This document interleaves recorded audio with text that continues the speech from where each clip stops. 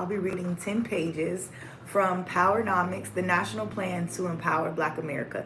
This book is by Dr. Claud Anderson, and I'm so excited to share the first 10 pages with you today for day one of the 75 Hard Challenge, where every single day we'll be reading 10 pages from a nonfiction book, whatever book you choose. But I am choosing this book, and I'm also choosing to share with you to hold myself accountable, and then also to share resources. So if you find anything helpful about this book, go check out this book. It's on Amazon. I'm not receiving any commission from promoting this book. I just really think that his work is really powerful, and I appreciate Dr. Claud Anderson. I have 3 of his books. So let's get started.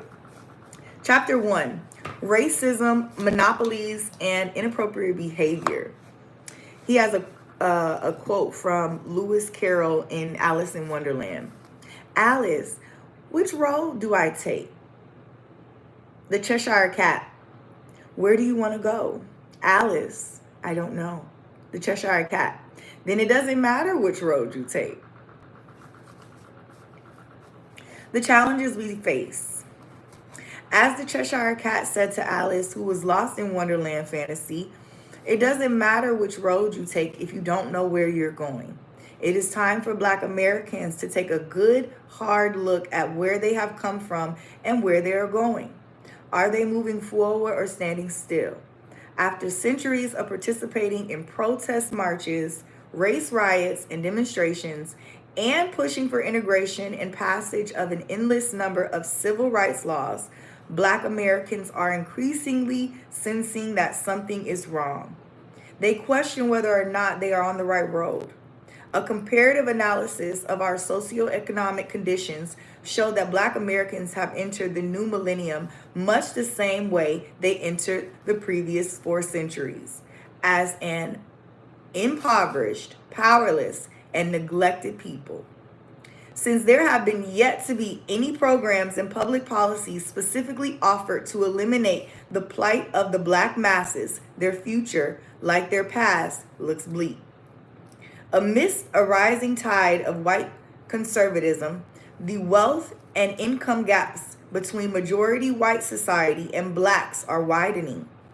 Nearly a half a century after the Supreme Court ordered racial desegregation, Black Americans still bear 6 to 8 times their proportional share of poverty, broken homes, homelessness, criminal incarceration, unemployment, and other social pathologies.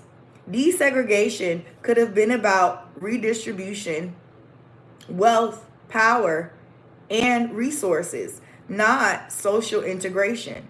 Social integration has only addressed the symptoms of our dilemma rather than the cause. As indicated in Figure 1, it is extremely difficult for Black people to progress when the same hands that held the whip still hold almost all of the wealth and power. So I'm going to show you this photo that he has.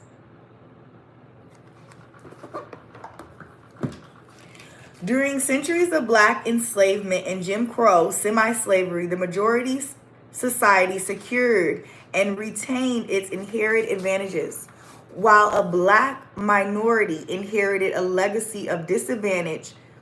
In this race-based society, whites acquired ownership and control of nearly everything of value, as well as a system for keeping Blacks non-competitive and powerless. The sheer existence and size of a growing Black underclass is prima facie. I don't know what that word means. Let's look it up. Prima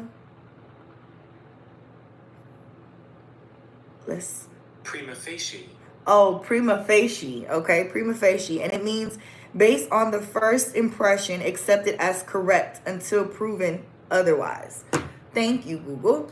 Okay, so let me start that sentence over. The sheer existence and size of a growing Black underclass is prima facie evidence of institutionalized racism that manipulates symbols, resources, and power to advantage whites over blacks. The reality of Black America's dilemma is that they are predestined to become a permanent underclass if they do not break free of the numerous disadvantages they have inherited. Blacks should get off the social road to nowhere. There are no yellow brick roads to the future, nor will blacks simply stumble into wealth and power in a competitive society. To find a better road requires blacks to unlearn old behavior models, strategies, and learned helplessness in race matters. Blacks must understand the nature of the competitive race and make a racial metamorphosis. They must decide where they want to go, get out in front of their competitors, and work hard to get there first. If blacks compete, they can expect to succeed and survive in the race for wealth and power.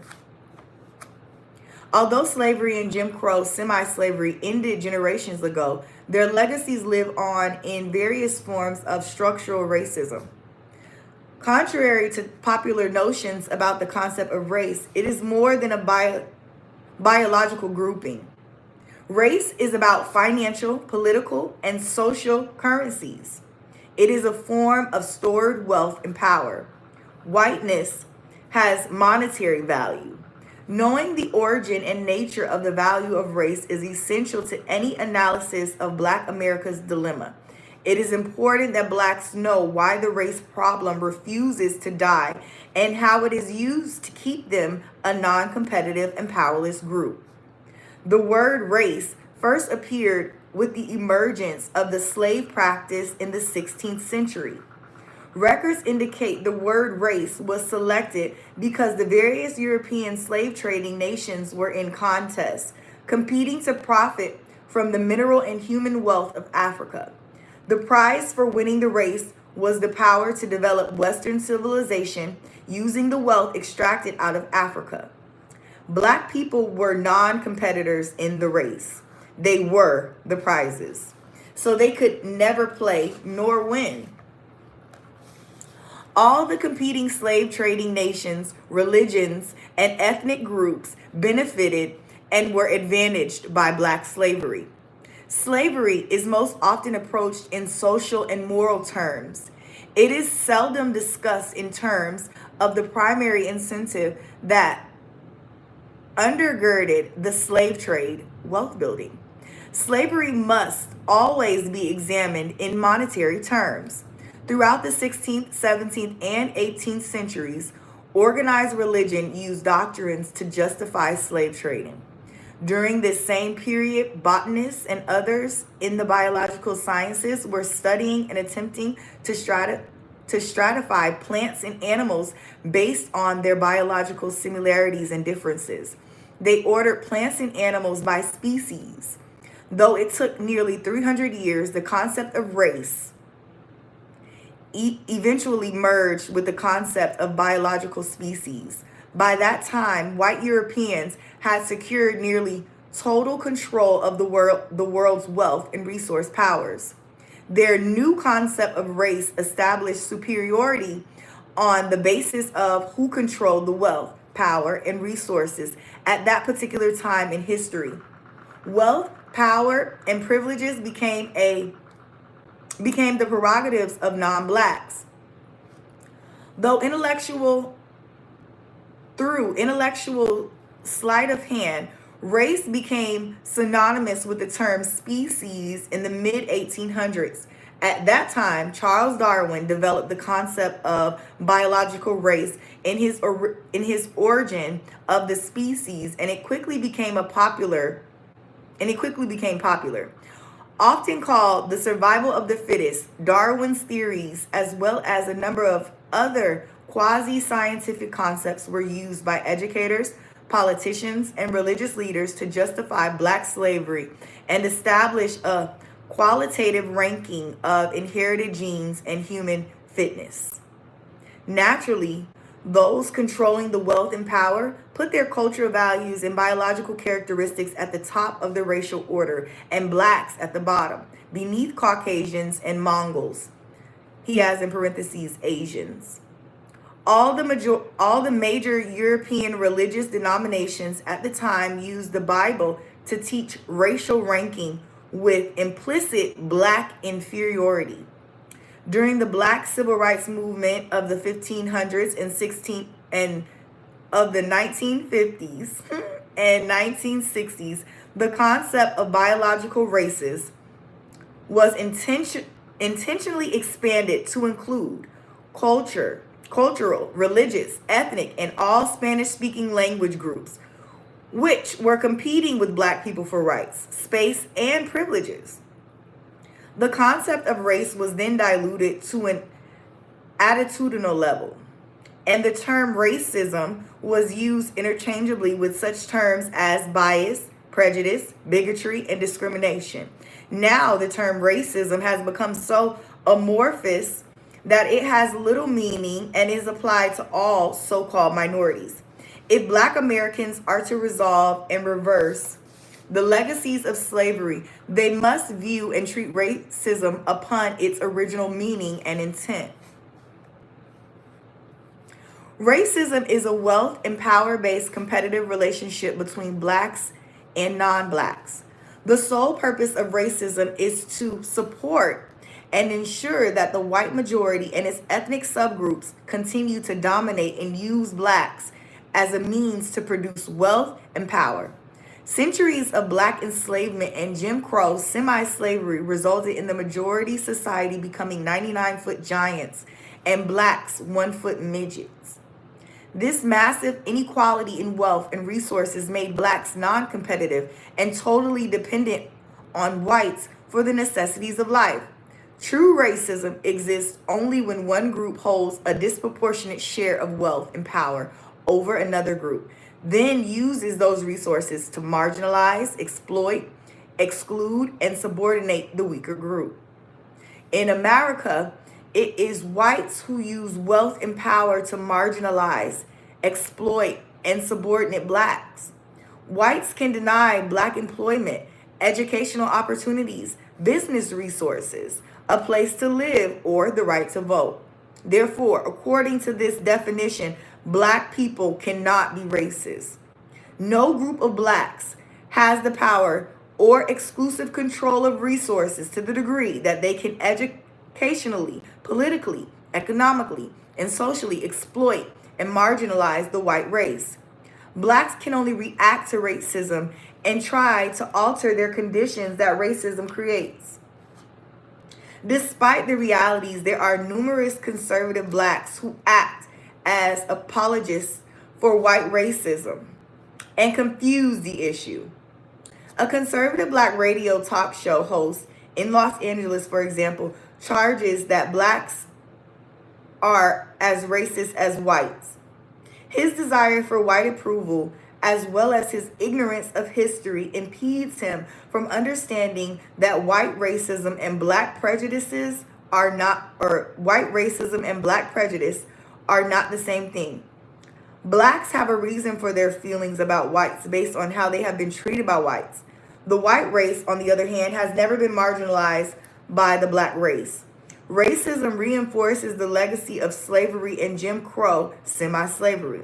Blacks have been unable to escape from those legacies because the majority society acknowledges the operation of racism in the distant past, but minimizes its present significance.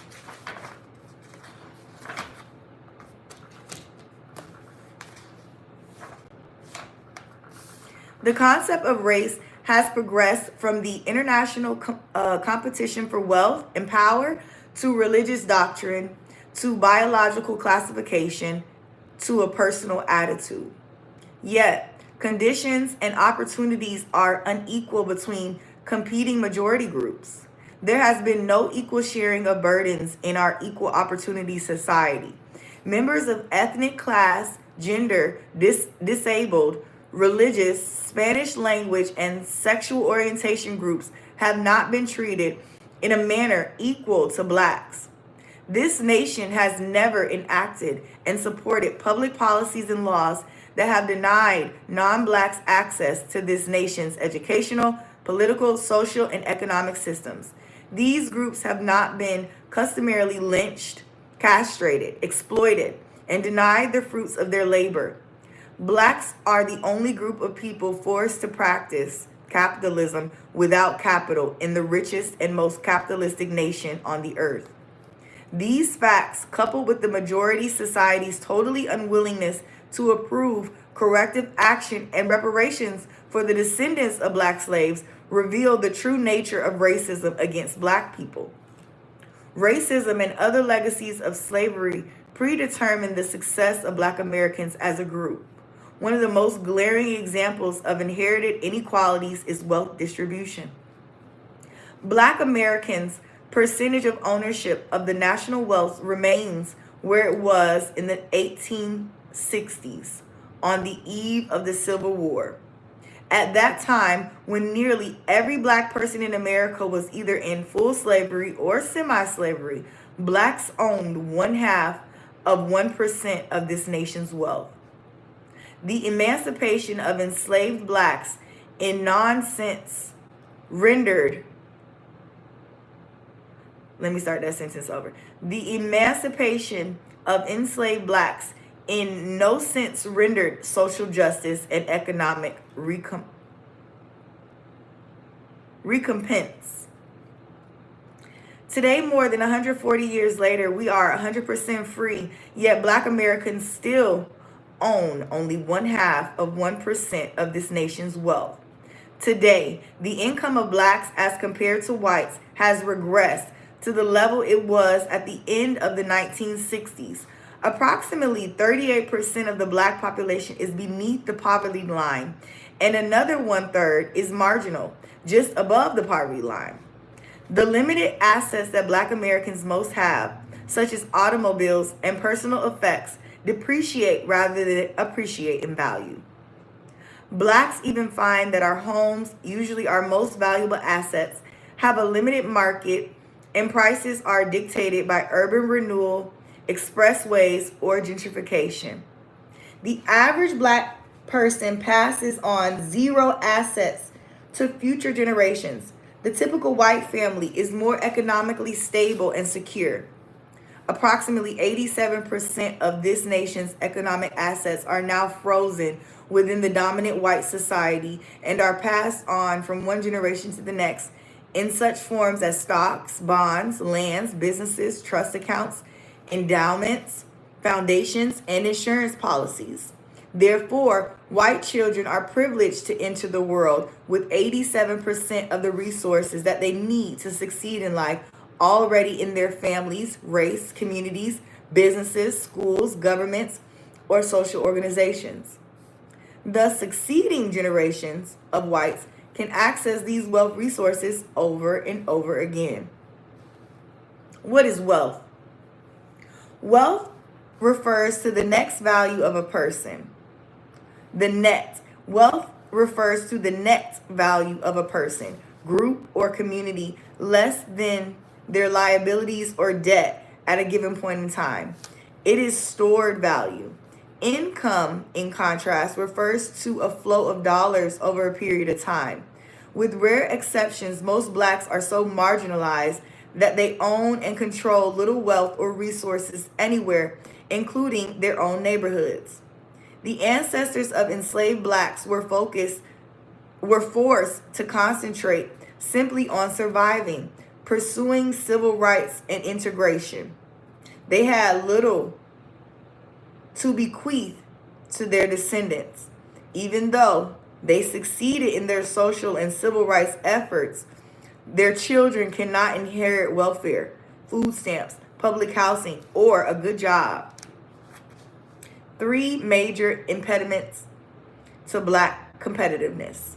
Regardless of how fast and how high black Americans jump, without proportional wealth, ownership, and control of resources, it is nearly impossible for blacks to play the game of capitalism, and even more difficult for them to win. Why can't blacks win? Let's examine 3 major impediments to black self-sufficiency and competitiveness. Figure 2 shows that the 3 major impediments are maldistribution of wealth and resource powers, inappropriate behavior patterns, lack of a national plan for empowerment. Each of these 3 major impediments is carefully examined and discussed in detail in the next few sections of the book. So here's a picture of what he's talking about right there.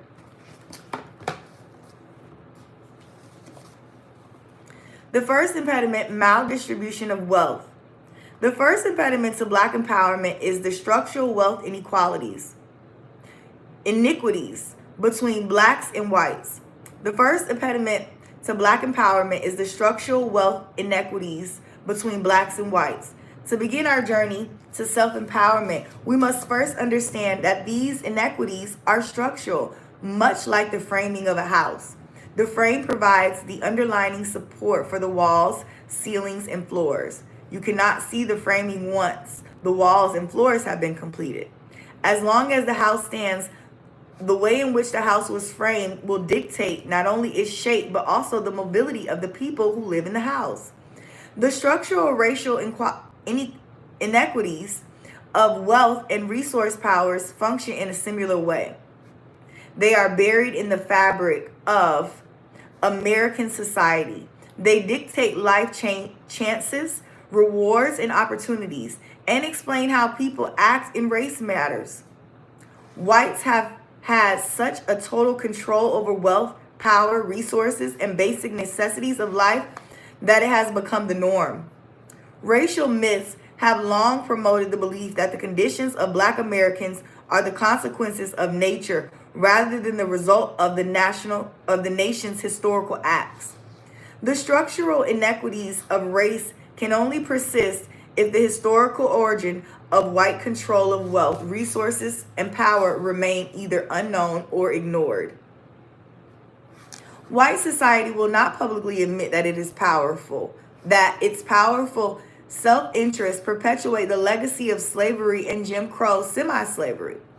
The critical contributions of Black people to the development of this nation and the Western civilization are largely hidden.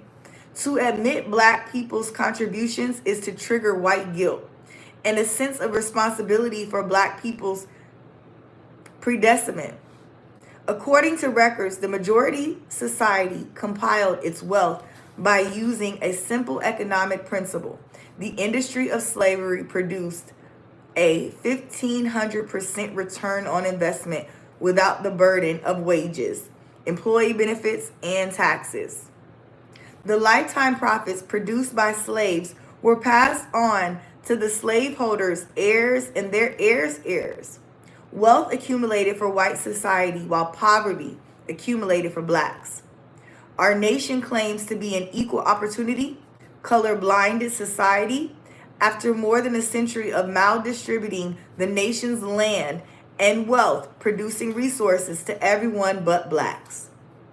Even after Jim Crow segregation ended in the 1960s, and this nation formally became a just society, the white society committed only $15 billion to conduct a war on poverty. Since this program included every group in America, it is unclear how this limited effort was supposed to correct the centuries of abuse inflicted specifically on Black people. Social conservatives argue that 7 years of the Great Society programs fulfilled all responsibilities that white society had to Blacks for 400 years of slavery and Jim Crow semi-slavery. Neither U.S. government nor social conservatives have offered a public explanation for including gender, ethnic, class, Spanish-speaking, and disabled groups in a group that supposedly paid the nation's debt to Blacks. Ironically, during the same 7-year period, the nation spent $120 billion on the war in Vietnam, which was 8 times larger than the amount spent on the war on poverty. Hidden behind the facade of a colorblind society, racism in the 1970s became politically incorrect. To maintain the status quo, structural racism replaced overt racism, and the term minorities replaced Blacks. Our monopolized society. Racism in America has gone through a number of mutations. though always retaining its inequities. It is now practically impossible, and this is page 10, for members of our society to see and prove racism against black people. It is now hidden behind a pseudo egalitarian smokescreen. It is now hidden behind a pseudo-egalitarian smokescreen. Social conservatives and the power elite praised Martin Luther King Jr., picked up the rhetoric of the Black civil rights movement, but distorted the fundamental intent of the movement. They proclaimed that racial inequality no longer existed and all groups were starting out even.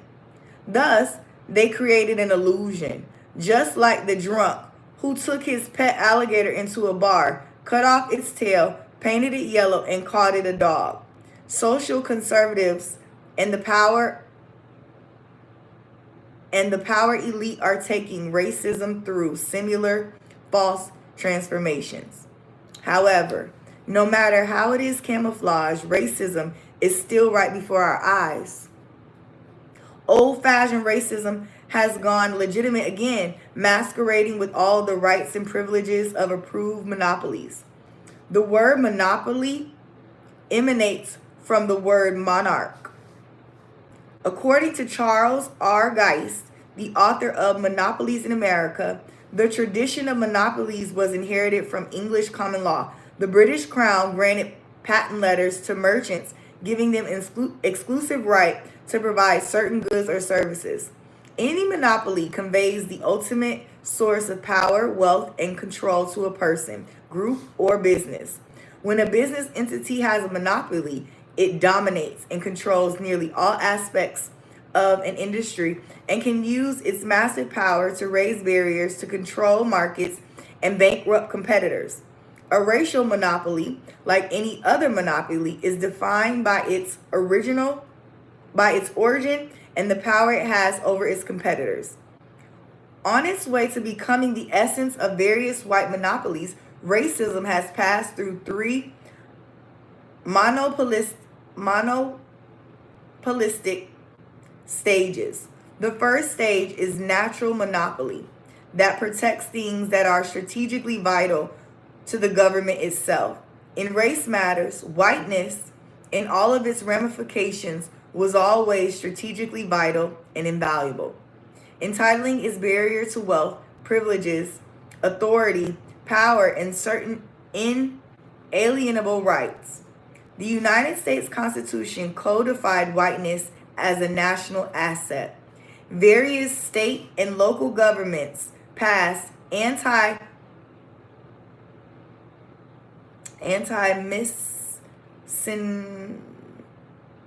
miscegenation